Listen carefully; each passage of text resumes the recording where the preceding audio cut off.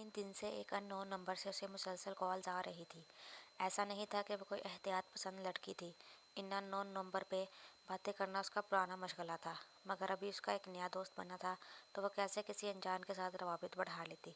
मगर इस नंबर की पाबंदी से आती कॉल्स के साथ जब उसे एक खूबसूरत नज़म मैसेज में भेजी गई तो उसे पढ़कर वो रह ना सकी और जवाब में लिख डाला, बहुत आला ज़बरदस्त। रिप्लाई आया, आला लोगों के लिए आला ही लफ्ज़ इस्तेमाल किए जाते हैं। वह खुशी से खिल उठी। इटलाकर पूछा, वो दोस्ती की शर्त लगाई है किसी से या ऐसे ही नंबर मिला लिया? दोस्ती तो हो चुकी, उसके लिए शर्त ही नहीं खुलूस की ज़रूरत होती है। अरे वाह, ऐसे कैसे दोस्ती हो गई? मैं तो आपको जानती भी नहीं। उसने अपनी तरफ से थोड़ा सा फासला रखने की कोशिश की, वरना अंदर से उसे बात करना अच्छा लग रहा था। अगर दोस्ती ना होती तो मेरी नज़म पे वाह की बजाय नंबर ब्लॉक होता।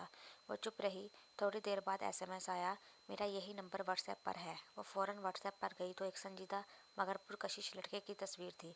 उसे वो अच्छा लगा, मगर उसी वक्त उसके मौजूदा बॉयफ्रेंड की कॉल आने लगी। उसने रिसीव करके कहा, शोना थोड़ा बिजी हूँ, थोड़ी देर में बात करती हूँ। अगला व्हाट्सएप उस अनजान को किया, ये तस्वीर आपकी है? जी।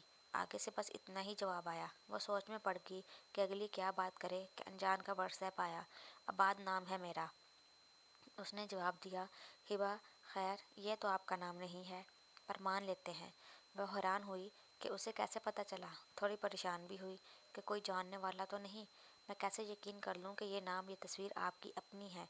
यकीन तो आप कर चुकी हैं, जब ही तो मुझे ब्लॉक नहीं किया। उसने फिर एतमाद से जवाब दिया। इस पूरी रात उसने अब्बास से बातें की और सुबह तक अपनी तस्वीर बमा असली नाम जो सबा था वो उसे भेज चुकी थी। इतनी जल्दी वो किसी लड़के को नंबर नहीं देती थी, मगर बाद में कुछ था कि दिल यकीन करने को चाहता था। एक हफ्ता इसी तरह व्हाट्सएप पे बात करते करते उनकी कॉल पे बात शुरू हो गई, लेकिन हमेशा कॉल आबाद करता, क्योंकि जब वह नंबर मिलाती नॉट रिस्पॉन्डिंग जाता। जब भी ये बात उसने बात को कही वह कुछ ना कुछ कहकर टाल जाता। पिछले बॉयफ्रेंड को वह ब्लॉक कर चुकी थी। उसे लगता था शायद उसे अब किसी की ज़रूरत ना रहे। अब बाद में कुछ ख़ास था। एक दिन सबा ने बहुत बेताबी से अब्बास से मिलने की ख्वाहिश की। अब्बास कुछ देर खामोश रहा, फिर उसने उसे एक जगह बताई कि वहाँ मगरिब के बाद पहुँच जाए। सबा को अंदाज़ा हुआ कि जगह कुछ दूर थी और शायद कोई पार्क हो, मगर मगरिब के वक्त कौन सा पार्क खुलता है? शायद वो उसे रश में बुलाकर बदनाम ना करना चाहता हो। अगले दिन वो अपनी फ्रेंड का बहाना बना के घर से निकली और ऑटो वाले को पता समझाया तो वो चौंका। बीबी, वहाँ तो पुराना कब्रिस्तान है, आप इस वक्त कब्रिस्तान जाएंगी? अरे चाचा, आपसे जो कह रही हूँ वो करें। ऑटो वाले ने उसे किसी कब्रिस्तान के पास उतार दिया। इंतहाई सुनसान जगह पे एक पुराना कब्रिस्तान था। वो जगह देखकर डर गई, मगर अब्बास से मिलने की लगन इतनी हावी थी कि उसने जल्दी से कराया दिया और आगे बढ़ गई। मगर कब्रिस्तान में जाने की इसकी हिम्मत ना हुई। कुछ देर उसने इंतज़ार किया कि शायद अब्बास उसे खुद लेने आए, मगर उसकी कॉल आने लगी, कब्रिस्तान के अंदर आ जाओ। क्या पागल हो गए हो? इस वक्त कब्रिस्तान में? तुम हो कहाँ? यहाँ आओ, मुझे बहुत डर लग रहा है। वो अब शदीद खौफ में मुब्तला हो चुकी थी। मैं कह रहा हूँ ना, कुछ नहीं होगा, अंदर आओ। इस बार उसने थोड़ा रौब से कहा। वो उसकी नाराज़गी के खौफ से अंदर की तरफ बढ़ी। उसकी टांगें कांप रही थी और माथे पर पसीना आ चुका था। अब बाद उसे कॉल पे गाइड कर रहा था। वो लड़खड़ाते कदमों से उसकी हिदायतें सुनकर जब एक कब्र के पास पहुंची तो अबाद की आवाज़ आई, बस तुम पहुंच गई हो, यहीं रुक जाओ। मगर तुम कहाँ हो? वह बस रो देने को थी। उसने कप कपाती आवाज़ से पूछा, तुम्हारे सामने जो कब्र है, मैं वहीं हूँ। वो ये बात सुनकर लर्ज़ गई। उसने सामने वाली कब्र पे लिखा नाम पढ़ा तो वो पूरी जान से हिल गई। कब्र पे लिखा था, अबादुर रहमान वल्द शफीकुर रहमान, और लिखी हुई तारीख के मुताबिक इंतकाल 2 साल पहले ही हुआ था।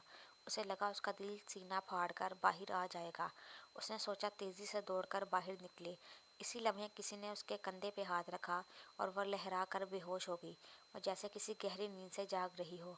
झिंगरों की आवाज़ उसकी समात पे बहुत गिरा गुजर रही थी। उससे आंखें खोलना मुश्किल हो रहा था। उसने सार दाएं बाएं पढ़ा और जब मुश्किल से आंखें खोल पाई तो वो रात के अंधेरे में किसी कच्ची ज़मीन के हिस्से पे पड़ी थी। हल्की जर्द रोशनी किसी दूर लगे बल्ब की उसकी आंखों पे पड़ी। उसने आंखों पे हाथ रखा। वह ज़मीन पे हाथ जमाकर उठ बैठी और दोबारा आंखें खोली तो एक कब्र के पास बैठी थी। उसे एकदम सब याद आया। बाद ने उसे यहाँ बुलाया था और कब्र पर वह तेज़ी से उठने के चक्कर में हलकान हो गई। उसके असाब कमज़ोर पड़ रहे थे। ये कैसे हो सकता है? ये कब्र आबाद की कैसे हो सकती है? अगर वो मर गया तो फिर वो कॉल्स, वो शख्स कौन है? एकदम उसे मोबाइल याद आया, मगर मोबाइल कहीं नहीं था। उसने चकराते सर से कुछ याद किया तो उसे याद आया कि किसी ने उसके कंधे पे हाथ रखा था। उसने मुड़कर हर जगह निगाह डाली। उसके बाल बिखर चुके थे, कपड़ों पर मिट्टी लगी थी। मोबाइल का नामो निशान ना था। वो यहाँ से भागना चाहती थी, मगर 2 कदम चलकर उसके कदम मंजमंद हो गए। अब हाथ के बराबर में एक खाली कब्र थी, लेकिन जिस चीज़ को देखा उसकी आंखें फटी और दिल बाहर आने लगा। वो उस खाली कब्र के सराहने लगे। संगे मरमर के टुकड़े पे लिखा वो नाम था, सबा हमीद बिनते हमीद खान, और आज की तारीख दर्ज थी। वो एकदम पलटी, मगर सामने अंधेरे में कोई था जिसने उसे धक्का दिया और वह सर के बल कब्र में जा गिरी। इसने चीख मारकर उठने की कोशिश की, मगर एकदम बहुत सारी मिट्टी उसकी आंखों और खुले मुंह से अंदर आ गई। उसने मिट्टी थूक कर आंखें साफ की, दोबारा खोलने की कोशिश की, मगर मिट्टी बहुत तेज़ी से इस पे गिर रही थी। वो मुंह खोलती, मिट्टी उसके मुंह में जाने लगती। आंखें खोलती तो मिट्टी आंखों में जाती। वो चीख भी नहीं पा रही थी, हिल भी नहीं पा रही थी। मिट्टी का बोझ उस पर बढ़ता जा रहा था। बस चेहरा बचा था, और अब वो भी मिट्टी में दब रहा था। उसका दम घुट रहा था, और जैसे उसकी जान उसके जिस्म से निकल गई हो।